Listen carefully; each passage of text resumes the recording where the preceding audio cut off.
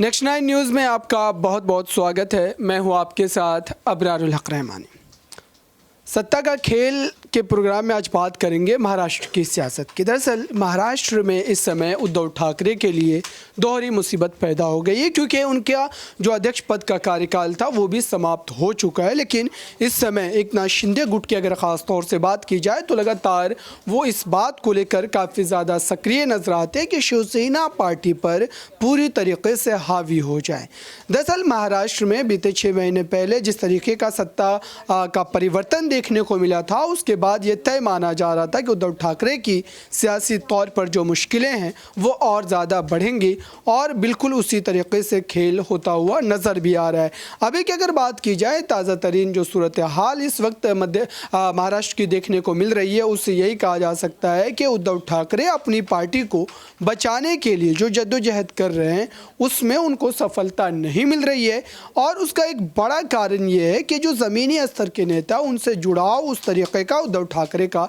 नहीं देखने को मिलता है। इसी तरीके के आरोप कई बार पार्टी के वरिष्ठ नेताओं ने भी लगाए कि पार्टी में जो बनाव होना चाहिए था उद्धव ठाकरे को लेकर वो बिल्कुल भी देखने को नहीं मिल रही। हालांकि आदित्य ठाकरे लगातार शिवसेना पार्टी को फिर से उसी मजबूत स्थिति में लाने के लिए लगातार प्रयास कर रहे हैं, लेकिन इसमें उनको सफलता कितनी मिलती है ये बीएमसी चुनाव ही बता पाएंगे, उसके नतीजे ही बता पाएंगे। फिलहाल इस समय सबसे बड़ी चुनौती उद्धव ठाकरे के लिए ये है कि कम से कम बीएमसी चुनाव से पहले उद्धव ठाकरे गुट जो है उसमें कोई बड़ी टूट ना हो पाए, क्योंकि इस तरीके के संकेत लगातार दिए जा रहे एकनाथ शिंदे गुट के द्वारा कि कई नेता उनके संपर्क में हैं और चुनाव से ठीक पहले हो सकता है कि फिर से एक बड़ी टूट देखने को मिल सकती है। क्योंकि इस बार फिलहाल अगर देखा जाए तो शिवसेना पार्टी के लिए स्थिति काफ़ी ज़्यादा ख़राब इसलिए भी मानी जा रही है क्योंकि एकनाथ शिंदे और भारतीय जनता पार्टी दोनों मिलकर के उद्धव ठाकरे को, शिवसेना पार्टी को बीएमसी जो है सत्ता से बेदखल करने के लिए लगातार कोशिश कर रही है। लेकिन उसके खिलाफ उद्धव ठाकरे ने भी पूरे तौर पर तैयारी कर रखी है और पार्टी के तमाम कार्यकर्ताओं को ब्रीफिंग की जा रही है। लगातार उनको ये बताया जा रहा है कि किस तरीके के मुद्दों पर बात करना है। इस समय सबसे ज़्यादा अगर आप कह सकते हैं कि विपक्षी एकजुटता को लेकर लगातार उद्धव ठाकरे काम करते हुए नजर आ रहे हैं, और इसी कड़ी में शरद पवार से लेकर कांग्रेस पार्टी के कई बड़े नेताओं के द्वारा एक बड़ा मार्च भी निकाला गया था। हालांकि उस तरीके की सफलता तो नहीं मिली, लेकिन ये बात तय है कि उद्धव ठाकरे इस बार अपनी पार्टी की उस विरासत को बचाने के लिए पूरा दमखम लगाना चाह रहे हैं, ताकि बाला साहब ठाकरे ने जो विरासत उनको सौंपी है उसको लगातार कंटिन्यू आगे बरकरार रखा जाए। फिलहाल जो स्थिति बनी हुई है उस पर न्यूज़ रूम में जो सहयोगियों से बात करेंगे और समझेंगे कि दरअसल उनकी राय क्या है और वाकई क्या उद्धव ठाकरे, एकनाथ शिंदे और उद्धव यहाँ पर भारतीय जनता पार्टी जो कि दोनों मिल करके इस वक्त उद्धव ठाकरे के खिलाफ लगातार प्लान बना रही है, तरह तरह की रणनीतियाँ बनाई जा रही है, और इसी कड़ी में जो बीजेपी का जो शीर्ष नेतृत्व है उसका भी इस्तेमाल किया जा रहा है ताकि मुंबई की जनता को जो है लगातार जो एक तरीके से बीजेपी के पक्ष में बनाया जाए, एकनाथ शिंदे के पक्ष में बनाया जाए। तो मेरे साथ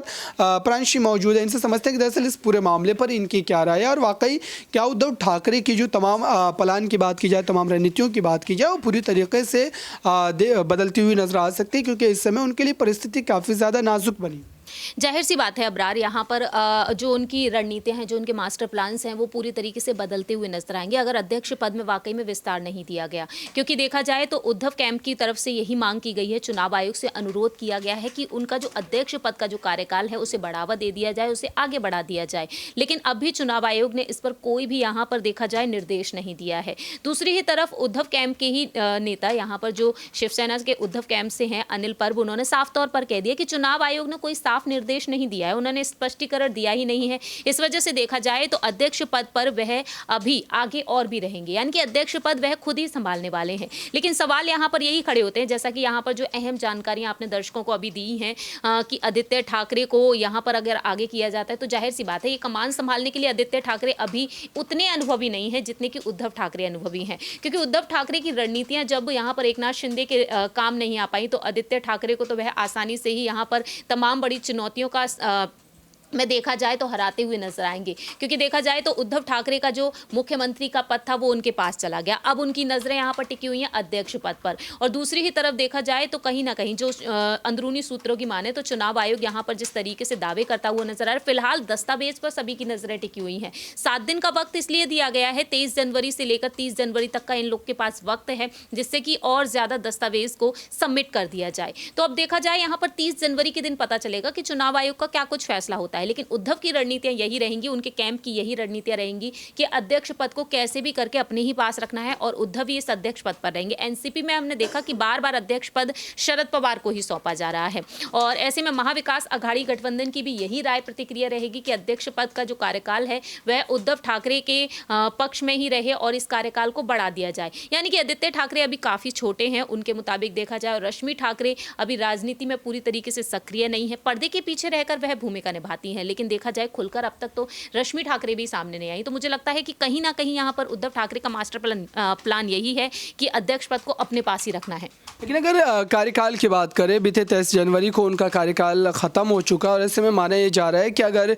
चुनाव आयोग के पक्ष को अगर समझे तो यहाँ पर कहा जा रहा है कि जब तक ये मामला चुनाव आयोग में लंबित है, क्योंकि पार्टी पर 2 गुटों के द्वारा दावे किए जा रहे हैं, तो जाहिर सी बात है कि जब तक फैसला नहीं आ जाएगा तब तक दोबारा अध्यक्ष पद के चुनाव नहीं हो पाएंगे। तो ऐसे में उद्धव ठाकरे के लिए कितनी ज़्यादा मुश्किल बन सकती है, क्योंकि एकनाथ शिंदे लगातार पार्टी पर हावी होना चाह रहे हैं, बीजेपी का साथ है, उनके साथ मिल रहा है। तो ऐसे में कहा जा रहा है कि हो सकता है कि अगले अध्यक्ष एकनाथ शिंदे के रूप में देखने को मिल सकता है। उद्धव ठाकरे का जो अध्यक्ष पद का कार्यकाल था वो तो खत्म हो चुका। देखिए, फिलहाल जैसा कि आपने यहाँ पर जानकारी दी कि कहीं ना कहीं एकनाथ शिंदे के पास जा सकता है, लेकिन क्या आपको लगता है कि यहाँ पर ये अध्यक्ष पद जो है वाकई में एकनाथ शिंदे के पास चला जाएगा? अगर अध्यक्ष पद एकनाथ शिंदे के पास चला जाता है तो यानी कि ये समझ लीजिए कि शिवसेना पूरी की पूरी शिंदे की हो गई, और यहाँ पर डिसीजन आने का तो फिर इंतजार ही नहीं किया जाएगा, सुप्रीम कोर्ट के फैसले का भी इंतजार नहीं किया जाएगा, क्योंकि लास्ट ऑप्शन यहाँ पर उन पर यही बचता है कि अब सुप्रीम कोर्ट का दरवाजा एक बार वह फिर से खटखटाएंगे। जब चुनाव आयोग फैसला नहीं सुना रहा था तब उद्धव ठाकरे साफ तौर पर कह चुके थे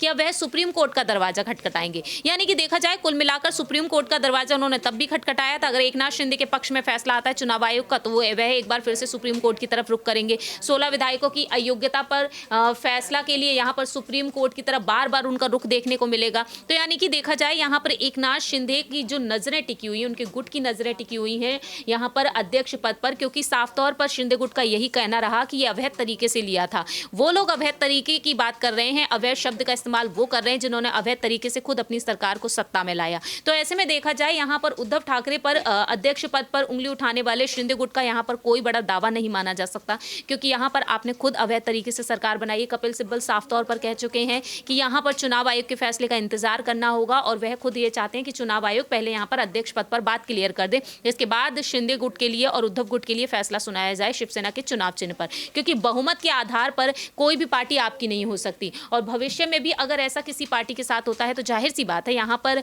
अन्याय होगा उद्धव ठाकरे के गुट के साथ। बहुत बहुत शुक्रिया इन तमाम सवालों का जवाब देने के लिए। तो ये कह सकते हैं कि कुल मिलाकर के खेल यही है कि शिवसेना पार्टी पर किस तरीके से कब्जा किया जाए, और एकनाथ शिंदे लगातार इस काम में लगे हुए हैं। भारतीय जनता पार्टी का साथ उन्हें मिल रहा है, लेकिन उद्धव ठाकरे क्या इतनी आसानी से हार मानने वाले? लेकिन उनके लिए एक